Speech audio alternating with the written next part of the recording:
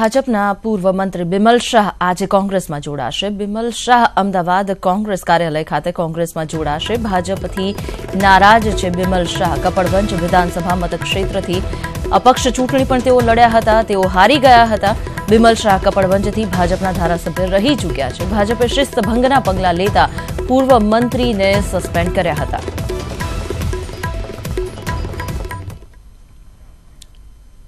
आज विषय पर वधारे विगतो मेळवीशुं। संवाददाता विभू आपणी साथे जोड़ाया छे तेमनी पासेथी। विभू, जे रीते नाराजगी जोवा मळी रही छे, कपड़वंजना पूर्व धारासभ्य छे तेओ कोंग्रेसमां जोड़ावा जई रह्या छे, वधारे शुं अपडेट? तेमनी साथे केटला कार्यकर्ताओ अने अन्य कोई नेताओ पण जोड़ाई शके छे कोंग्रेसमां आजना दिवसे?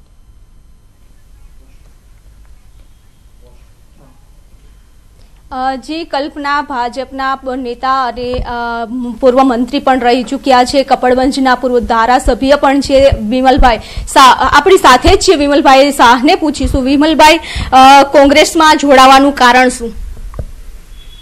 कोंग्रेसमां जोड़ावानुं कारण हूँ आज बपोरे आपने 4 वागे प्रेसमां कहेवानो छुं, परंतु हूँ आपने एटलुं चोक्कस कहीश के ज्यारे मैं भारतीय जनसंघनी कामथी शरूआत करी हती त्यारे पार्टी मिशन पार्टी तरीके थी, आज पावर पार्टी थई छे।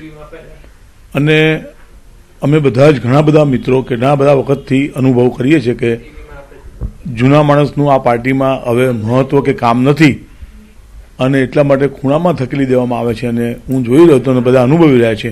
મેં હિંમત કરી છે અને એટલા માટે જ પાણીના પ્રવાહને વહેતા રાખવો જોઈએ, જેથી કરીને પાણીનો પ્રવાહ પાણી બગડી ના જાય અને એટલા માટે પ્રવાહને વહેતા રાખવા માટે જ કામ કરવા માટે જ મેં કોંગ્રેસ જોઈન કરી છે।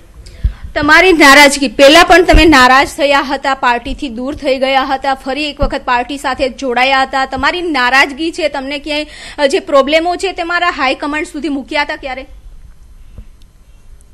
મૂકવાની જગ્યા કરતાં પણ બધાને બધી જ ખબર છે, કોઈને કશી ખબર એવી છે જ નહીં કે આ પ્રોબ્લેમ છે કે આ પ્રોબ્લેમ હતો કે આ પ્રોબ્લેમ છે। परंतु हूँ मानु छूं कि जे ते निर्णय करता लोकोनी केटलीक मर्यादाओ हशे अने जे प्रमाणे पार्टीनी सिस्टम डेवलप थई छे, केन्द्रीकरण थयुं छे अने एना कारणे हूँ समझुं छुं कि कदाच आवा बधा निर्णयो थया हशे। तो खास करीने तमे पूर्व भाजपमां ज्यारे जोड़ाया हता त्यारे भाजपना युवा प्रमुख पण रही चूक्या छो, त्यार सुधीनी अत्यार सुधीनी तमारी सफर छे, तो तमारी विचारधारा अने कोंग्रेसनी विचारधारा मेच थशे खरी के? मैं आपने कीधुं ने कि मैं ज्यारे भारतीय जनसंघ के भारतीय जनता पार्टी में काम की शुरुआत करी थी त्यारे एक मिशन पार्टी तरीके घणी बधी देश में देश हितना काम करवाना संदर्भ में हिंदुत्वनी भावना આવી अनेक बातों इमोशनल बातों थी अमने लोकोने युवा वर्ग ने जोड़्या था अने अमे बधा काम करता था। आज अनुभव थतो नथी अने हूँ मानु छुं के जे प्रमाणे अत्यारे नवी नेतागिरी डेवलप कांग्रेस में थई छे અને જે પ્રમાણે નવી નેતાગીરી કામ કરી રહી છે, પહેલા ભાજપમાં ટીમ વર્ક સાથે કામ થતું હતું, આજે કેન્દ્રીકરણ થયું છે। આજે હું કોંગ્રેસમાં જોઈ રહ્યો છું કે ટીમ તરીકે કામ કરી રહ્યા છે, એટલે વિકેન્દ્રીકરણ થયું છે અને હું માનું છું કે મને એમાં કામ કરવામાં અને હું તો બેઝિકલી સંગઠનનો માણસ છું એટલે મને ખબર છે કે સંગઠનની દ્રષ્ટિથી કામ ક્યાં કઈ રીતે કરી શકાય અને પાર્ટીને વધારે સારી ડેવલપ કરી કઈ રીતે કરી શકાય અને મને વિશ્વાસ છે કે એમાં હું સફળ થઈશ। યોગ્ય સ્થાન કોંગ્રેસમાં મળશે ખરું? સ્થાન જો હું આપને કહું કે મેં જ્યારે જનસંઘ તે ભારતીય જનતા પાર્ટીમાં કામ શરૂ કર્યું હતું ને ત્યારે ખબર નથી કે ભારતીય જનતા પાર્ટી સત્તા પર આવવાની છે। અમે બધા તો મિશનથી કામ લઈને કામ કરતા હતા કાર્યકર્તા તરીકે, એટલે આમાં કંઈ યોગ્ય સ્થાન ના સ્થાન તો તમે કામ કરતા જાઓ અને મિત્ર સ્થાન ગોઠવાતું જાય છે અને મને વિશ્વાસ છે કે હું કામ કરવાનો છું, કામ કરીશ એટલે એની જાતે જ્યારે જે નિર્ણય કરતા મિત્રો છે એ યોગ્ય નિર્ણય કરશે। તો ભાજપના હાઈકમાન્ડથી આપ નારાજ છો? મારે નારાજ કોઈનાથી રહેવાનો ક્યાં અર્થ છે?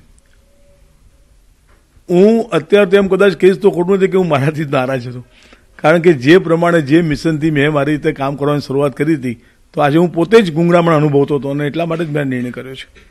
તો શું લોકસભા આવી રહી છે, વિધાનસભા વખતે તો તમે કોંગ્રેસમાં ન જોડાયા, અપક્ષમાંથી ઉભા રહ્યા, પછી હવે કોંગ્રેસમાં જોડાવાના છો, લોકસભા આવી રહ્યા છે, આપ લોકસભા લડશો?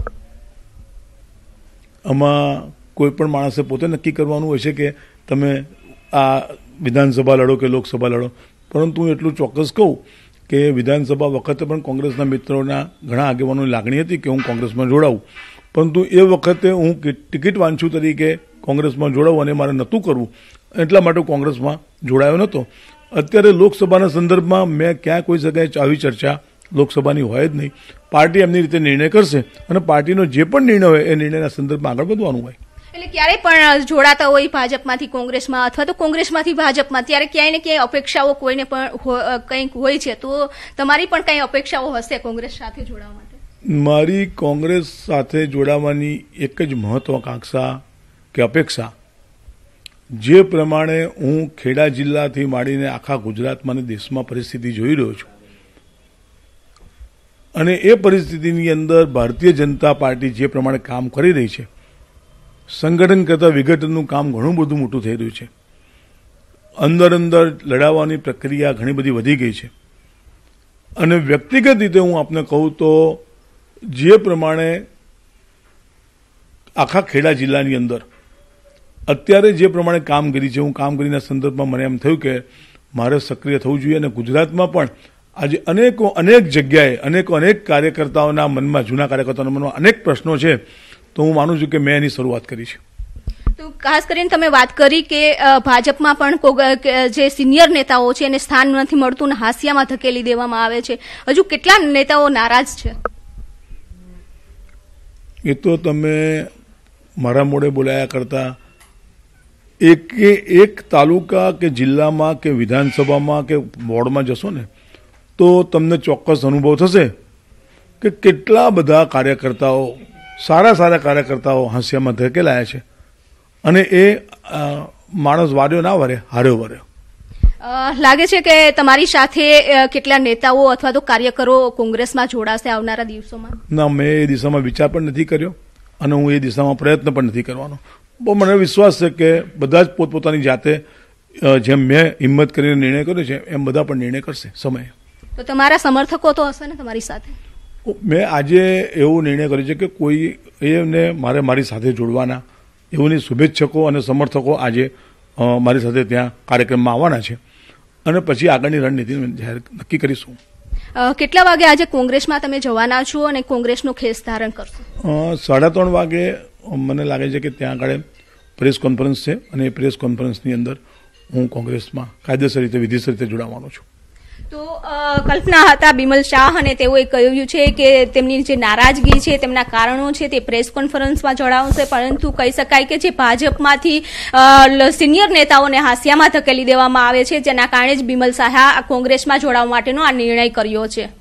આભાર વિભુ, વિસ્તૃત માહિતી આપવા બદલ. તો આ હતા બિમલ શાહ કે જેઓ વાતચીત કરી રહ્યા હતા સંવાદદાતા વિભુ પટેલ સાથે, અને તેમણે ઘણી બાબતો પર જે સ્પષ્ટતા કરી તેના પરથી લાગી રહ્યું છે કે ભાજપ માટે હજુ પણ પરિસ્થિતિ કપરી બનશે, કારણ કે કેટલાક નેતાઓ હજુ પણ ભાજપ સાથે છેડો પાડી કોંગ્રેસ તરફ જઈ શકે છે, અને બીજી બાજુ કોંગ્રેસમાં પણ કંઈક આવી જ પરિસ્થિતિ સામે આવી રહી છે.